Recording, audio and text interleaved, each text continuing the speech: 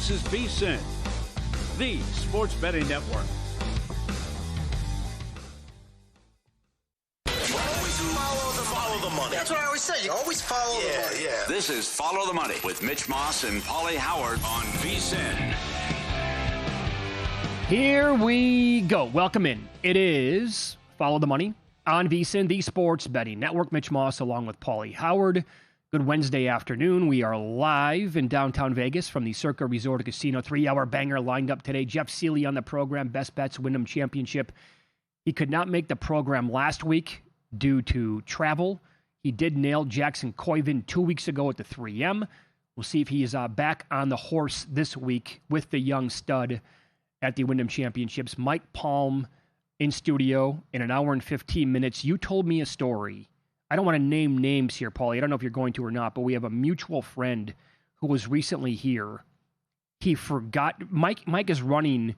He's got a 1-hour speech tomorrow at Bet Bash, and he's going to talk about running a casino and sportsbook. Well, a mutual friend of ours left $20,000 cash in the safe. Yes. When he bailed to go to the East Coast the other day. Yes. Oops. He looks, what's a 702 number? And it's Circa Security. I go, wouldn't you believe it? And he goes, he thought he dropped it out of his bag. Is that right? It's found money. Oh, my God. I already got that. He knows what he's going to tip, too. I mean, you want to talk about found money. Oh, no question. So that's fun to kick around what the tip is, too. But I wonder how many times that happens. I was going to say, what is your guess right now? How many times, on a week, do you think that happens? That has to happen several times every single week at almost every single casino. I'm going to say 8 times a month here. Over under 7.5. Okay. That's multiple times per week then. They leave stuff in the safe. No question about it. Totally forgot about it. Had too many drinks last night. It's like the same people who forgot that they put bets in when they come here for a big weekend. Oops, what did I do with that bet? Well, I lost it, but that's a winner. So good there. They said, do you want us to send you a check? He goes, no, I'm going to come down and get the cash. Get away from the wife again. So he's got to fly back out here to get it? Yeah, well, he's looking forward to it. Yeah. That's how you do it. Matt Euman's on the program a little bit later on as well. Best bets in college football at that time. We were going to start there today, but I think we have to me, I tweeted this out before the show started, a developing situation here, Paulie. In the National League, the Cubs are thumping the Dodgers again today. Score 6-1. They are currently 5.5 back of the Brewers.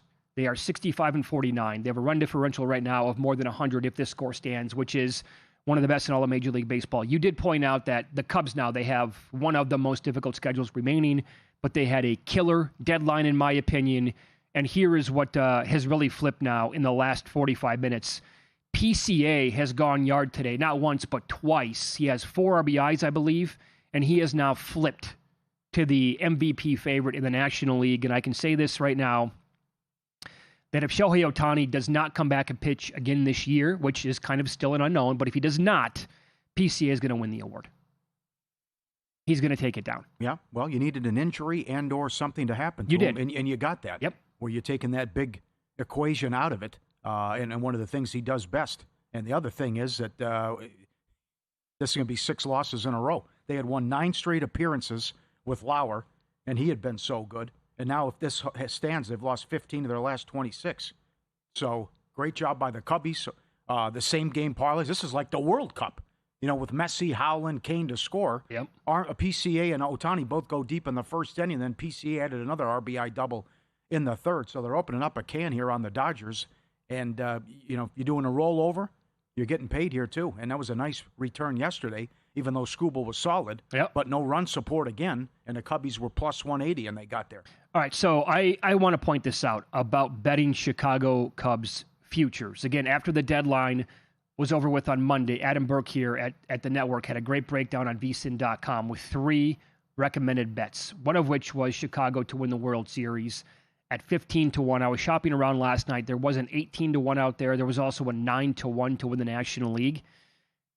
Others have made the case for the Cubs to win the division. That number is now slowly but surely moving. I know it was 4-1 the other day. I can't find higher than like plus 330 right now. But I'll go one deeper than that. If you believe, and if you're going to bet the Cubs to win the National League Central at that number, I firmly believe that you have to take a price then on the Cubs to be the 1 seed in the National League. Because I said yesterday the Brewers are 5-1. Dodgers are currently reeling right now. That could flip. They could rattle off 10 of the next 11. Who knows? They're so talented. but I think there's a great case here for the Brewers to be the 1 seed, and they were 5-1. Well, if the Cubs somehow overtake the Brewers in the Central, they will 1,000% be in the mix late to have the 1 seed in the National League. And that has to be a bomb right now. Well, or I don't mess around and just take the plus 320 in case Atlanta, is unbelievable. I'm just saying And they keep a the win sprinkle. streak. Sure, okay. Yeah. Yep. Don't go hog wild with it. Sure. The other thing is, how good does Tampa look at minus 110 to win the division? Yeah, I know. I mean, are the Yankees really going to do this? They're going to get the broom out on Colorado. Great come from behind. Freddie had nothing. My God. To have a 1.23 ERA career at Coors in 5 starts, and he had nothing. But they get 2 in the 9th and win in extra innings, and Caminero went deep again. This is just a great organization and a solid club. Yep. What they're doing. So I just don't see the Yankees catching them with 45 games left. And by the way, they have the number 1 home record in all of baseball. Yeah. By the way, for the record, I have not gotten there with the Cubs either. Do you think they're going to overtake Milwaukee and win that division? No, I don't. I think the schedule's too difficult. So do I, and that's why I'm not going to play it. I'm just pointing it out. And by the way, you're spot on with the Rays. I mean, and we've been talking all year long about how, well, the American League completely stinks. It's completely, who do you trust here whatsoever?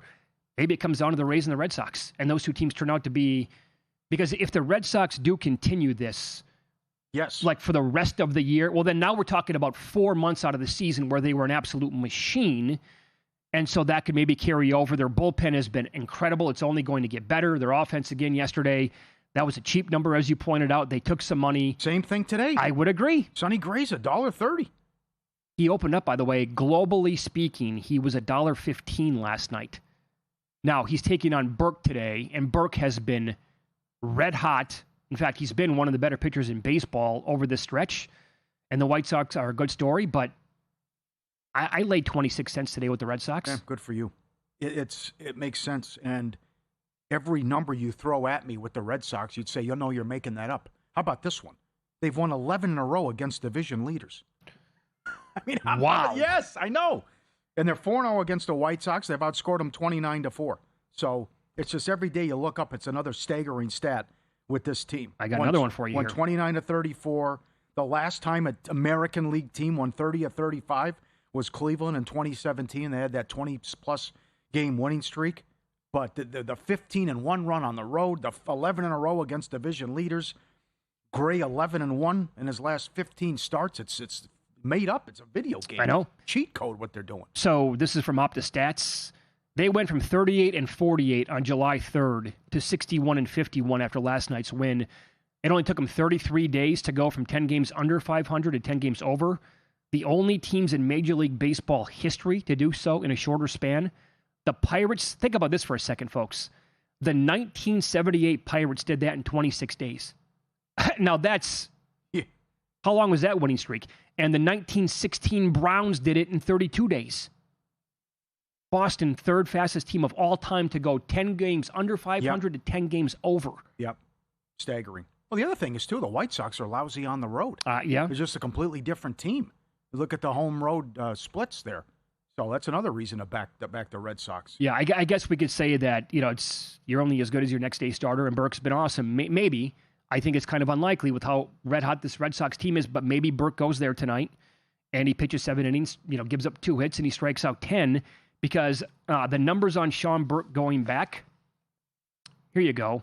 Since June 18th, 7 starts, 4-1 with a 1.42 ERA, 11.9 Ks per 9. Ks by game, 8, 6, 8, and more recently, 11, 9, 5, 10, and 10. So 3 double-digit K games in his last 5, and so far on the year, 9 appearances on the road, a 2.50 ERA, and 10.7 Ks per 9 for Berkey tonight.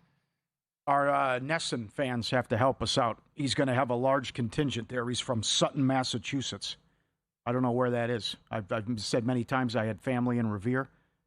I love the area there, but I've never heard of it. But it's kind of a homecoming for him. So a lot of friends and family will be there as he's from wherever Sutton, Massachusetts is. Very good. Going up tonight too. So great numbers today on a fun card, and a lot going on. And how about the A's, who just are inventing new ways to lose? That was impossible last night to really Back-to-back lose wild like that. pitches. Yeah, Yes. that's how you lost the game. Yeah, and the Reds are $1.50 tonight, as the A's are just Kurtz is hurt.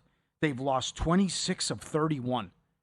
They're scoring 3 runs a game and giving up 7 for the ERA on a nightly basis what they're doing. Wow. And good call with Detroit, too. How about the offense? Something's got to give game tonight. Wu has got a ERA under 1, last 6 at home. But Detroit scored at least 8 runs, 6 in a row. But Melton again, too, delivered. Melton was so good last night. Since earned runs became an official stat in both leagues back in 1913, one major league pitcher has reached the following marks through their first 16 career starts. Sub-2 ERA, sub-1 whip, and 13-plus team wins. That's Melton with the Tigers now. Only pitcher Major League Baseball history since 1913 when that stat became official.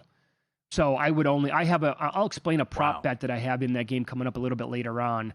I'm climbing the ladder there, but I would only look at the Tigers at that plus money tonight. 14, 9, 13, 8, 11, 8.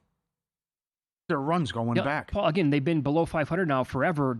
They have one of the best run differentials in baseball, or in the American League anyway. Yeah. By the way, Cubs 25-1 best record at DraftKings. All right. Thanks for that. Hall of Fame game tomorrow. And then 5 preseason games next Thursday. Book your trip to Vegas. Winner Circle Proxy, VSiN's preferred proxy service. After your required in-person registration, they handle your weekly submissions. You can make your picks from anywhere.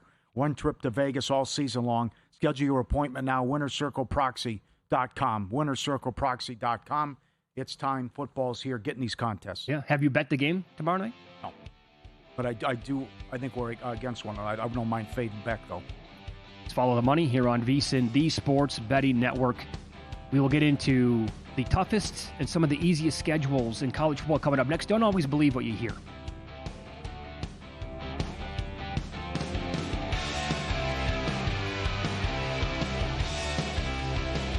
Racetrack Television Network brings you every race, from every track, on every screen, every day.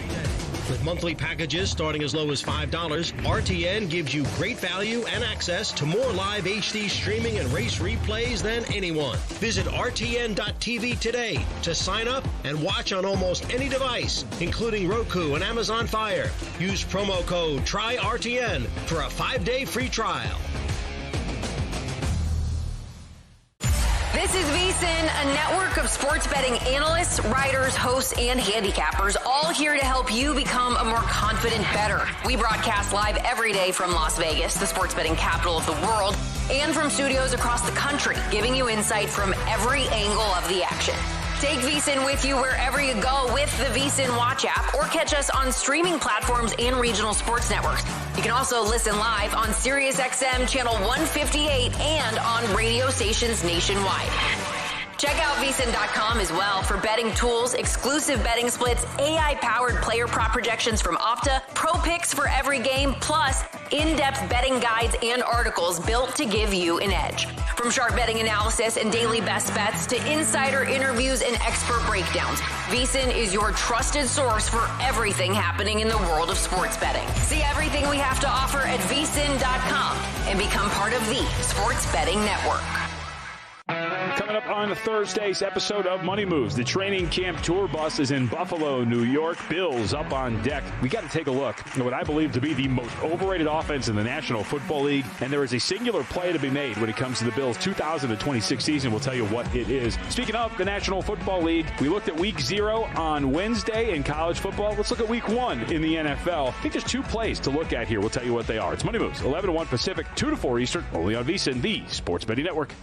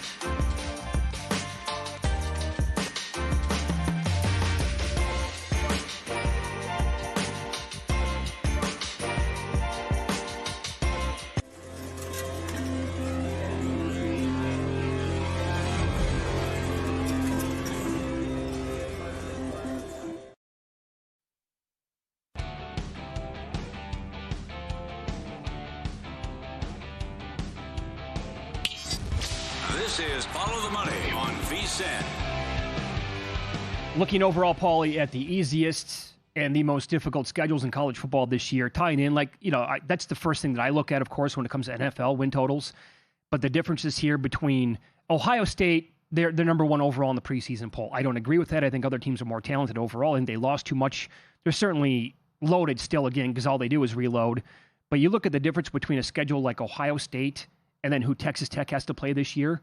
I mean, that's why there is a path for Texas Tech to get a super high seed in the playoffs and go on a deep run this year. Buckeyes have a fantastic team, but you can say I'm going to bet the win total under at Texas, at Indiana, at USC, and Oregon. Mm-hmm. That's a 3-game stretch, by the way, that they play. Yeah, October 17th is at Indiana. The USC game is October 31st, and November 7th is Oregon. I mean, this will definitely be battle-tested and the opposite of last year with how what they had to go through. No question. That is brutal. Yep. And then I know here on the screen they're showing Texas Tech as we're talking about both ends of the spectrum here. And look at this now. Their win total at DraftKings is at 10.5 for 12 regular season games, juiced over at -190. That tells you everything. It's well documented on this network about how easy the schedule is overall. But again, to reconsider, they avoid BYU and Utah in conference play, the two other most difficult teams in that conference, and they get the most difficult teams in that league all at home. Plus, their toughest like Ohio State plays at Texas. The toughest non-conference opponent for Texas Tech this year is Oregon State. They were 2-10 last year. Yep. So, I mean, it's one's over here, but yet we're playing the same sport, and they're both Power 5 teams, Power 4 teams. I like Mestamaker a lot. I think he'll have a solid NFL career. Maybe that's the one that trips them up when they go to Oklahoma State. Yeah, I'm not going to tell you they're going to going 12-0 in any league is going to be difficult. I mean, that's a very simple schedule, but I'm not betting their win total over. I'm not laying 90 cents with that. There's no way. I did bet them even money to win the conference because I think they're going to be there at the end. Yep. So the easiest Power 4 non-conference is Nebraska. Indiana's also in the mix because the Hoosiers do play North Texas, Howard, and Western Kentucky plays at Georgia, then Indiana. Oh, my God. But Nebraska takes the cake with Ohio, Bowling Green, and North Dakota. Now, I will ask this. ESPN wrote about this today, pointing out different parts of the schedule. They said the toughest November belongs to Oklahoma. They play at Florida. They get Ole Miss at home, A&M, and they're at Missouri. My response to that is, what if Florida, A&M, and Missouri all flop? Right. Which typically happens in the SEC. Right. It's like the same crap every year with the SEC. Why is Missouri ranked? Right. Why are these teams ranked? Why is Tennessee ranked? Why do they lose 5 games and they're still ranked? Right. Something like that. So that's the first thing you have to get straightened out, which, come on, coaches. You couldn't find a Power 6 school to put in there? That's bad. I mean, there's got to be somebody you can throw in there. That's right. So then, I don't know this gentleman. I think he's probably doing this part troll. I don't know if he's really this big of a honk or not. Why would you can't be this bad? He's wrong. Would you do it intentionally, like what's going on with the Odyssey? People who haven't even seen the movie are going to tweet out erroneous stuff on purpose. I mean, what are you doing here? Right. Where are we at as a society? Where I'm going to do something that I know is wrong, but do it on purpose? I guess. I mean, you can't be. There's wrong, and then there's what this guy did. Yeah, there's misleading, but then there's just awful math, and you're flat out lying, basically. Awful math, is right? Yeah. So it's, and I don't want to knock the guy again. I don't know him. His name's Peter Burns, SEC Network. Again, I think he might be doing this part troll, but part SEC honk. So when the coaches poll got released earlier this week, he quote tweeted it and said, 9 SEC schools play at least 5 of the top 25 teams in the coaches poll. But isn't that funny again, like you said?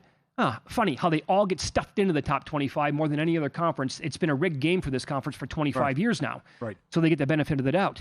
And he pointed out, not a single Big Ten team plays 5. Efficient work out of the Big Ten. And the responses are just comical. Like, did you actually take time to add up how many teams they're playing? Ohio State actually plays 6, pal.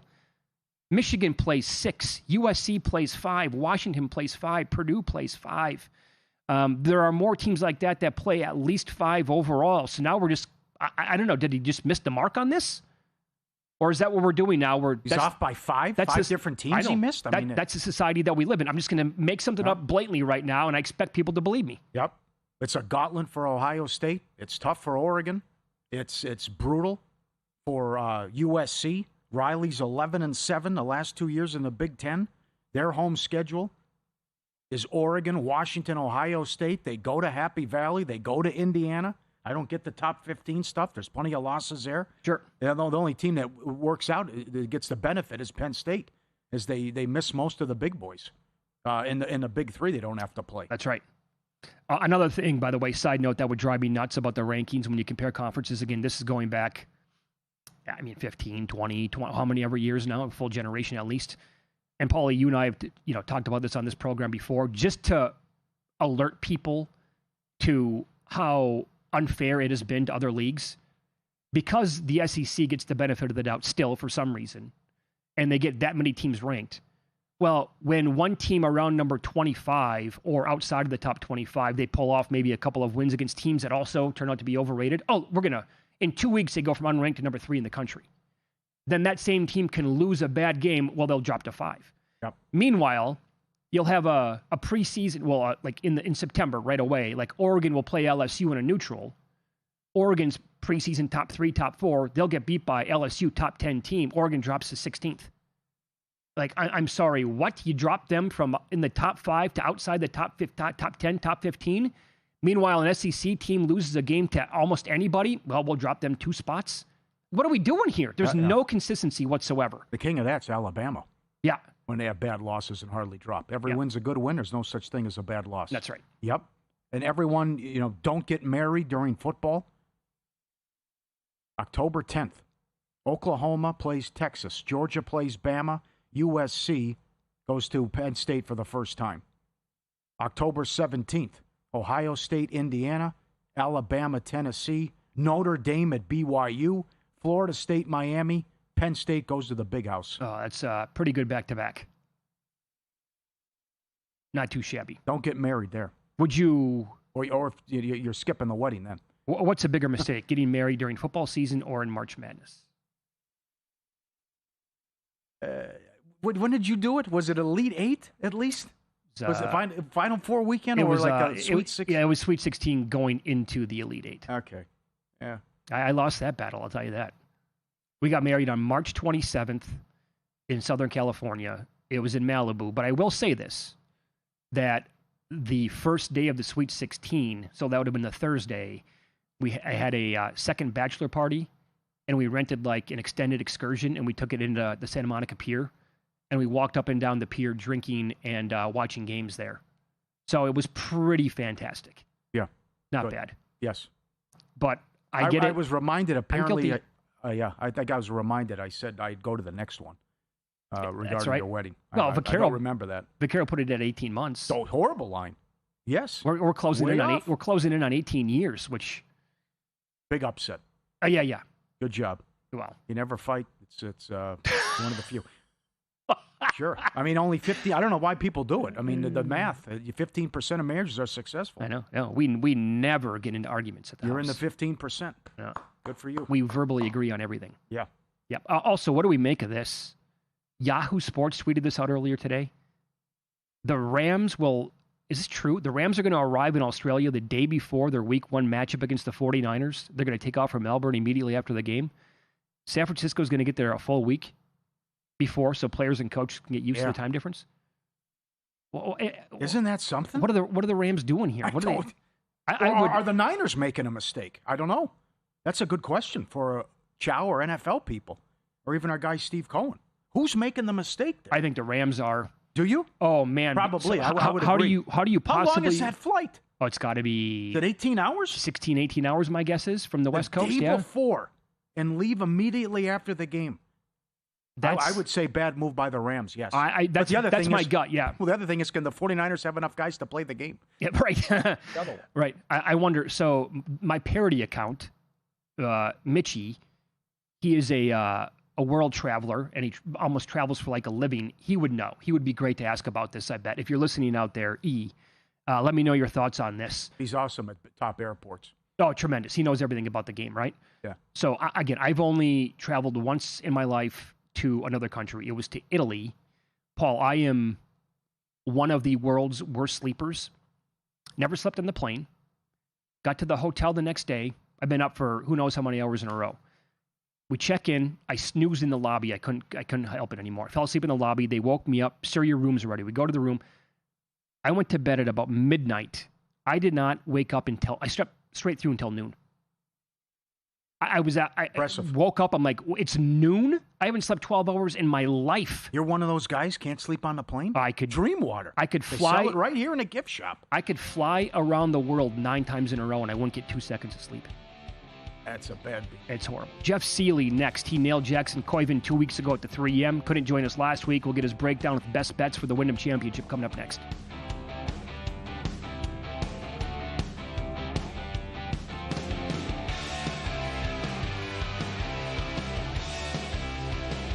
The biggest contest we've ever seen. Seriously, what's the guarantee? They're still talking about it. I think it's time to put the rumors to rest. Showtime! $30 million. $30 million? $30 million? $30 million? That's $30 million guaranteed. 3 contests, multiple ways to win, no rate. Entry starting at $1,000. Enter in Nevada, play from anywhere. Elevate your sports betting game with VSiN's exclusive betting splits. Stay ahead with real-time market trends and track bet percentages on any matchup. Then uncover the edge by comparing them to the amount of bets placed to find out where the sharp money is headed. Upgrade to VSiN Pro to access betting splits, live odds, line moves, power ratings, and in-depth game analysis. Go to vsin.com/pro to join VSiN, the sports betting network.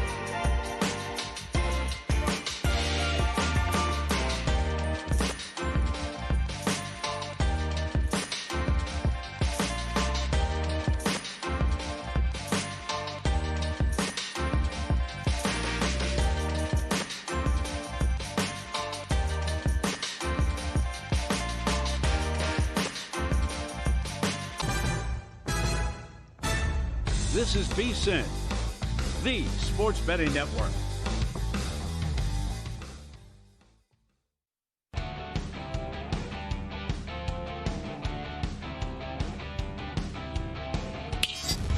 This is Follow the Money on VSiN.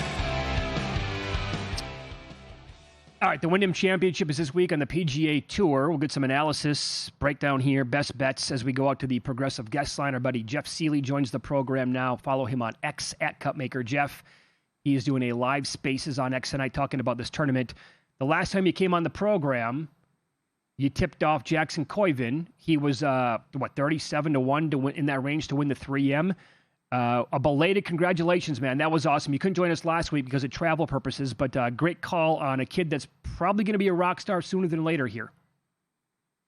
Yeah, there's no doubt, guys. And you know, it's funny. I was looking at this board and looking at Cam Young being plus 800 or so. And I asked myself, I said, is he the best player in the field? And the majority would answer yes. And my answer to myself was, well, really, maybe. I mean, the odds board and the respect that's been shown to Koivin now shows you just how talented the kid is. Maybe, and he may be the most talented player in the field, not the most experienced, but he may be the most talented. And I'm sure that he's got his eye on making the playoffs now. Going to need 2 strong finishes, but you can find him top 20 at almost even money on DraftKings right now in the ties pay full market, and I think that's he's worth looking at again this week. I mean, I think he's going to compete. And again, just a course where it's pretty straightforward. The problem is when it's this short, it brings a lot of people into play.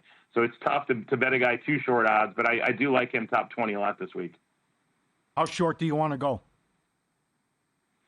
Honestly, that's probably on his outright. I'll have a little bit on his outright, but that's probably the shortest I'm going to go. I'm not going to play Cam Young at plus 830. I think that's too short. So I'm going to play a little bit of Koivin. I'm going to play him top 20. But I do like Ben Griffin, 27-1 or so, guys. When you look at total course comps, including course history here, Hideki comes in at number 4 overall. But I don't like his putting at all, so that has me off Hideki and really looking at Ben Griffin as the other guy besides Koivin in this range. So over the last 2 years, Griffin's been 5th on approach and 10th in putting here at Sedgefield in comp courses. So his specific results here have been 4th, 7th, 11th in a missed cut over the last 4 years. Played very well here, gaining an average of 4 strokes around and 2.5 strokes putting at this course. So he's not priced lower this week because his form's been all over the place. His last 10 events, his 4 finishes inside the top 14 and 4 outside the top 50. So pretty mixed bag, but I think that's giving us a decent discount this week. So I played him my biggest way. I played Griffin. I played him top 20 plus 120 or so. And then some a little on the outright, but I do like Ben Griffin this week. Okay. Yeah, he's also come down a little bit. He is popular this week, but it all makes sense, obviously. Okay, so that's where you're going to basically start it in the outrights, and then you want to kind of trickle down the board a little bit. You're not taking anybody else in the 20 or 30s. You're going to go with a guy in the 40s, and who is what the portfolio starts where then? Yeah, so Keegan Bradley you can find him in the 40s right now, and when you play Keegan Bradley, you're in for a ride, but undeniably his irons are just absolutely on fire, guys. Gained on approach in 9 straight events, and in time that in that time he's gained an average of 3 strokes around on the field. So what makes that set more incredible? The 3 of those were majors. So now the real question: has it translated in results? The truth is, it hasn't translated into great results, largely due to his driver, which he can keep in the bag this week, and his putter, which unfortunately he can't. So I think a top 20 out of Keegan's a really interesting ask. I think, as last night events, he has 4 top 20s, and we're getting the plus 160, plus 170 in the top 20 market. So that's another way I'm going to look at him. I'm going to have a little bit on the outright if I'm Keegan, but my biggest way I'm going to play him is top 20. And a guy who I do like better in the outright market, JT Poston. You can find him at 60-1 or so, and he's interesting for a number of reasons. A lot of the Sims like him because of his course history. Played this course over 9 times in the last 9 years. Has a win, a T7, and a T11 last year to go with 4 missed cuts. So his range of outcomes has been pretty wide, hence the price. But every time he's played here, he's gained at least a combined 8 strokes with his irons and putter. He's been playing great golf in early June. If this had been in early June, he'd be closer to 40-1. You can find him at 60 on DraftKings. What I like about him is this is a guy who won less than 2 months ago, who took 4th at the U.S. Open a month and a half ago, and a guy who has won this event. And we're getting all that at 60-1. I think the best way to play him, though, guys, is in the each-way markets if you can. I played him each way top 10 at 50-1 at Bet365. If you can't find that, then I would bet him outright, and then I would bet him top 10 as well.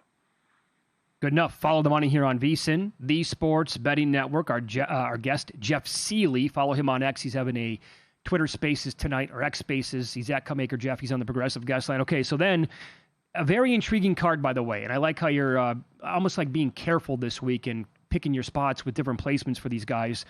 But then we can open it up a little bit to some bombs here, and based on how this course plays out, who you think might have a chance to pull off something miraculous here in an outright, and who do you want to go like in triple digits?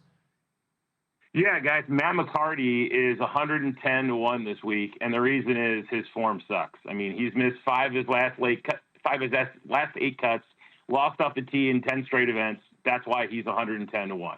But if you zoom out a little, we find a guy who had a stretch from April and May where he had 4 straight top 12 finishes and who finished T24 at the Masters this year. So the guy absolutely has game. When we look at Sedgefield and comp courses over the past 2 years, the number 2 guy behind Cam Young is Matt McCarty. Number 14th in those courses, tee to green, and number 1 in putting. Those are critically important stats this week. So when you add in history at this course, and yes, he's only played it once, but he finished T8 here last year, gaining 6 strokes tee to green and 4 strokes putting. So my biggest way I'm going to play him, on DraftKings, he's 2-1 in the top 30 market, which is phenomenal. But I'm also going to play him in the each-way market, each-way top 10 at 80-1. So, again, if you don't have the each-way markets, I'd play a little on the outright and play him top 10. But my biggest way to play him, I think, is top 30 on DraftKings at 2-1. And then, guys, if here's a real kind of bomb, Brian Campbell you can find as high as 400-1 this week. And while I don't think he's going to win, he makes for an interesting play at this obscene number purely based on the fact that this is an extremely short course. He does not hit it a long way. And he gained a crazy 9 shots on approach last week. Wow. So he's normally solid around the greens. He lost there last week. So I look for a potential bounce back spot there. And if he can keep this red hot iron play going one more week, he's certainly live for a top 40 spot. And at plus 320 on DraftKings top 40, again, ties pay full there. I think it's definitely a gamble worth taking on a guy who, obviously, his irons were hot last week. If you can do that here, you can contend. All right. Very good. You're going to the game tomorrow. The Fever play the Aces. The total's 195. They've scored 100 points 6 games in a row. They're number 1 in offensive rating and 96 points per game. They've won 5 of 6. I don't know about the defense, though. Can they guard people come playoff time? Well, no, and I think that's the problem. They're going to have to do something to play better defense. But you're right; they're very entertaining in that they score a ton. The futures market in these guys, you guys know, I've been kind of adding shares to them as the season goes on. And I think they started the year as low as 5-1, and a few weeks ago they were as high as 19 to 20-1. Now in most places that you see them around that 10 to 11 spot. But they're really interesting. And I don't know if they can beat Minnesota in a series, but they probably need someone else to take out Minnesota to make that run. But I do think they have the best backcourt in the league. I mean, certainly they average of 50 points a game between the two of them. They certainly have the most eyeballs. And, the question is, and after that, can the league get out of their own way and helping their best product get to the finals? I don't know. We'll see. But it's certainly going to be interesting. It's not boring. And, boy, what a total tomorrow night. It should be a really fun game. I'm looking forward to that. Crazy. Here, I think, would be the one recipe against Minnesota, because watching that entire game over the weekend, like, this happens a lot defensively for the Fever. They give up so many easy looks down low. Like, we're talking about uncontested layups for the opposing team. Okay. But they also want to play super fast to give that kind of stuff up. Minnesota also hit. Like, the shot making for the Lynx in that game was kind of off the charts. They were phenomenal. Well, what if in a series they're just not going in? They're rattling in and out, and that's off the back of the iron, and then they can stop them and limit them on the offensive glass. That would be the recipe, I think, to actually in a 5-game series. That's how you would have to, I think, break it down and have get that victory go your way. Well, and I think the Fever can trade a lot of 3s for 2s, right? Between Kelsey Mitchell and Caitlin Clark, they can hit 3s. I mean, better than anyone backcourt wise. And then you bring Sophie Cunningham off the bench, who's a very good 3-point shooter. I think then it it gives them a great opportunity. So yeah, I mean, I anytime you can hit the 3 ball that well, and if you can just get a few stops to your point and get a little lucky, yeah, I think you can compete. So I hope he got the opportunity. I've got a ton of futures on him, and it'll make for a lot more interesting fall if they do. Follow him on X at Cutmaker Jeff. Thanks, pal. We appreciate it. Good luck this weekend. Thanks, fellas. Take care. He's right. Not only have they screwed it up the whole time with Caitlin Clark, but I'll tell you this: her teammate Mitchell. I mean, is she the most underrated player in the league? She's rarely, if ever, mentioned outside of like WNBA circles. Yeah, like how good she is. The playoffs are going to be interesting. Yeah. I know the Lynx are good, but these, Atlanta's playing well. The Aces, the champs, and the Fever can score like we just talked about. Yeah. Win, lose up next. A college football team is offering something extremely exciting and creative for their fan base. I love it, but cannot wait to bet against them.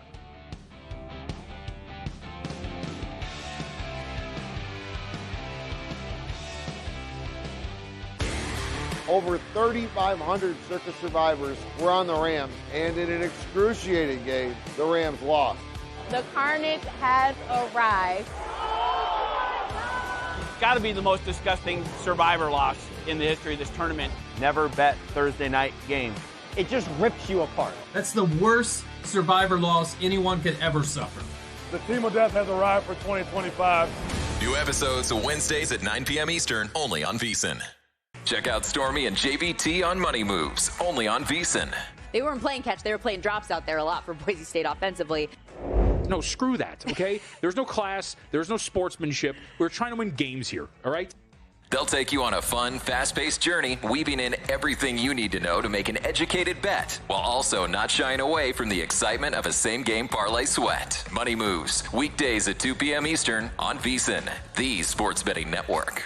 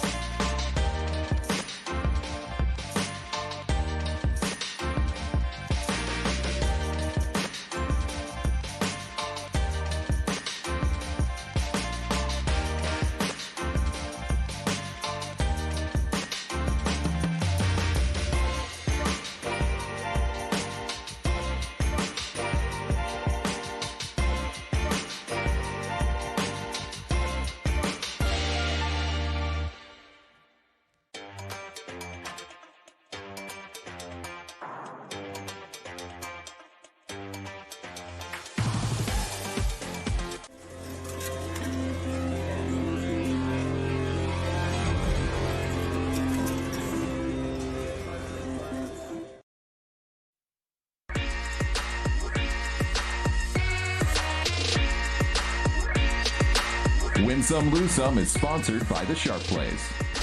Were you a winner last night? Wow, winning. Or was it a rough one? Well, they can't all be winners, can they? Loser! You're a loser! Paulie Howard recaps the night in sports betting in Win Some, Lose Some. Insane move on the Phillies. It was correct. No problem. 230 up to 350. They win with another shutout. They lead MLB with 15 on the season. Braves 140 up to 175. Ice cream. Red Sox 130 up to 160. Yankees 170 up to 210. All winners, and the Cubs plus 170. Most runs, Red Sox 20-1. The daily specials, Abreu 2 bombs, 60-1. One game in the WNBA, and of course it went over. Blindly betting WNBA games going back 25-8 overrun, 43-15. No Golden State games. They're scoring 95 now, although Toronto doesn't guard anybody. Right. But 4 good games coming up on the card, which we'll hit coming up. Be part of the show. Subscribe.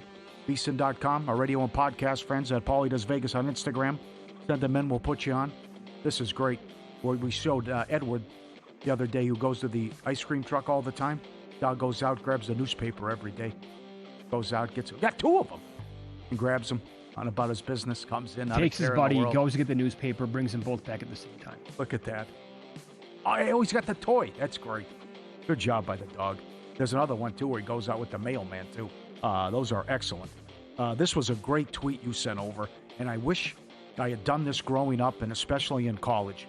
These young guys, when they were younger, they'd come out to Vegas, and they had a plan in a contest. If you got rejected 5 times by a girl, the friends would chip in and pay for your room and drinks. Yep. Embrace rejection. Yes. What's the worst thing that can happen? She's going to say no? Go up to everyone. Don't be afraid.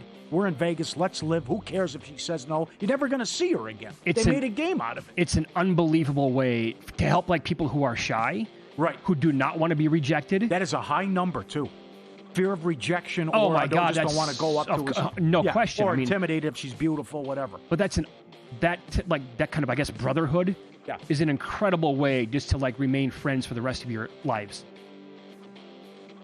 Excellent job. Yep. They were in the poker community. They'd come out here all the time with the World Series of Poker.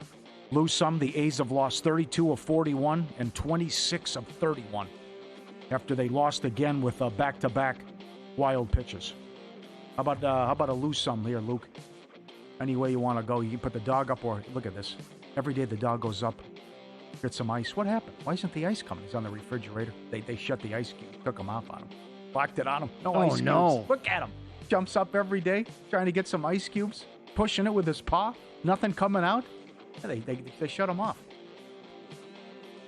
They shut him down. Playing tricks on him here. I know. It's like, what's going on? He's hitting it over and over again. No good. And I retweeted this earlier. This guy's a good follow at Super 70 Sports. You go out. Hey, I won't be in today, boss. Oh, you sick? No, I got Tommy John surgery. You're an accountant. I don't want to talk about it. Sure. The high pitch, guess your speed game. Yeah. I did this at Old County Stadium. The brats exceeded my expectations. Very good. And they had this, and I think I threw 75. My arm was sore for a week. I'm trying to throw as hard as I can playing that stupid game at the ballpark. I always question the radar gun on these things because there was a football machine. It was at a fair, and this is not 100 years ago. It's probably in the last 10 years. My mom was with me, right? So I'm gunning these footballs in as fast as I possibly can, and it kept popping up 29 miles an hour. I'm like, there is no chance I'm throwing this 29. I'm throwing it way harder than 29. There's got to be something wrong. My mom comes over. She lobs one in, almost under, just 29 miles an hour. I'm like, okay, yeah, the guns are off, right. I think, a little bit here today. There it is. Okay. Very good. And we got an email on this. We talked about it. I think we were out, ftm@vsin.com. But they always come in on various things.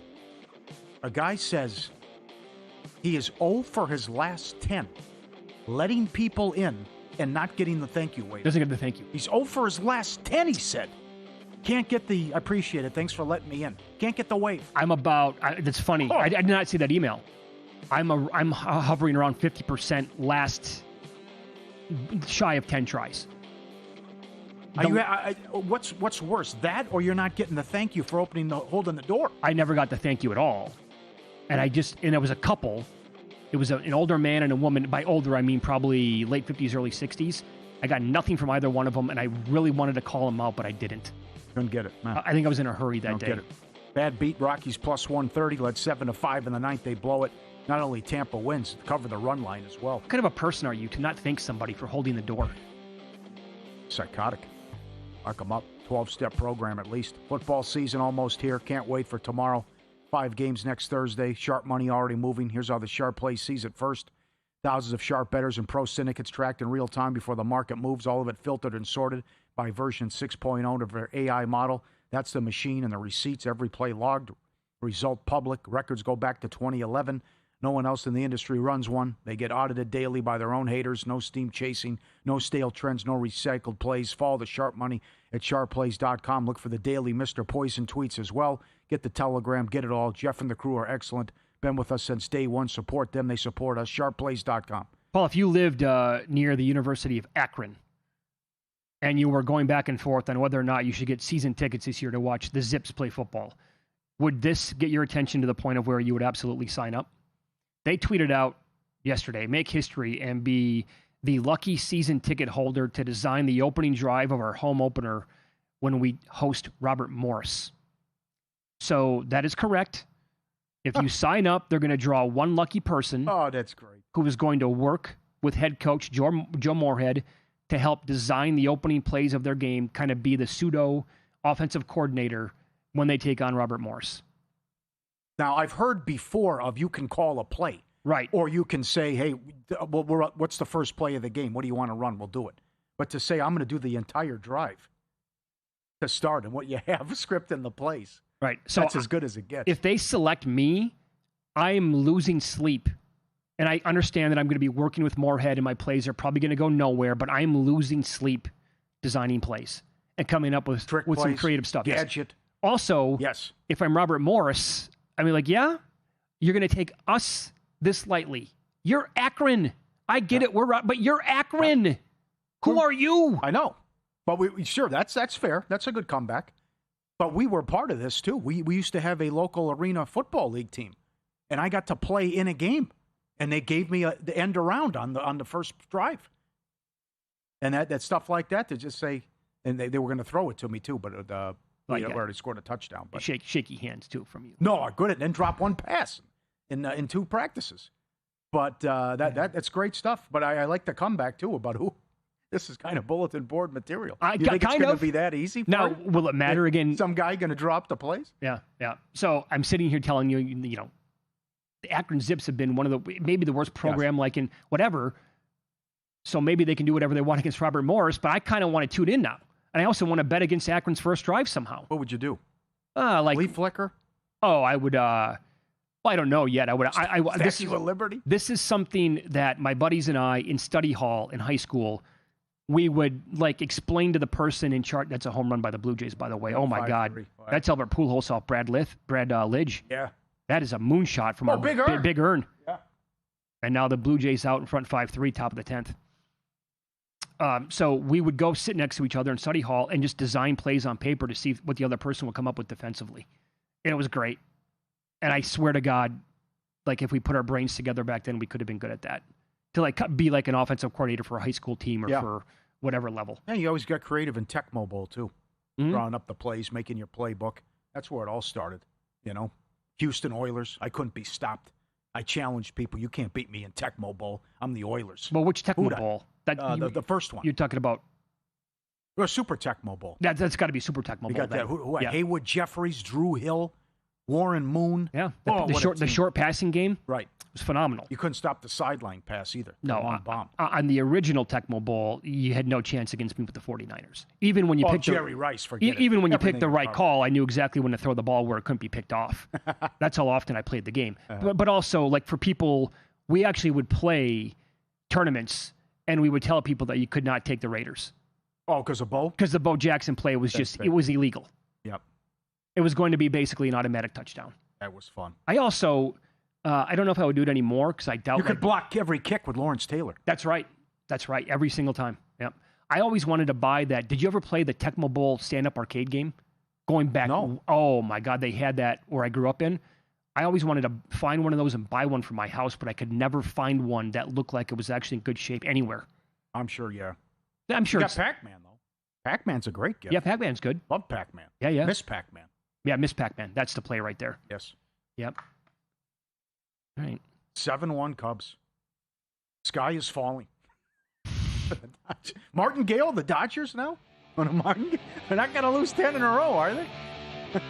Can't happen, Paul. No, right? This can't continue. We'll expand on today's Major League Baseball card coming up next. 1K prop projection at VSiN really caught my eye for a pitcher taking the bump tonight. So I got nuts, had some guts by laddering him. I'll tell you who that is and why coming up next.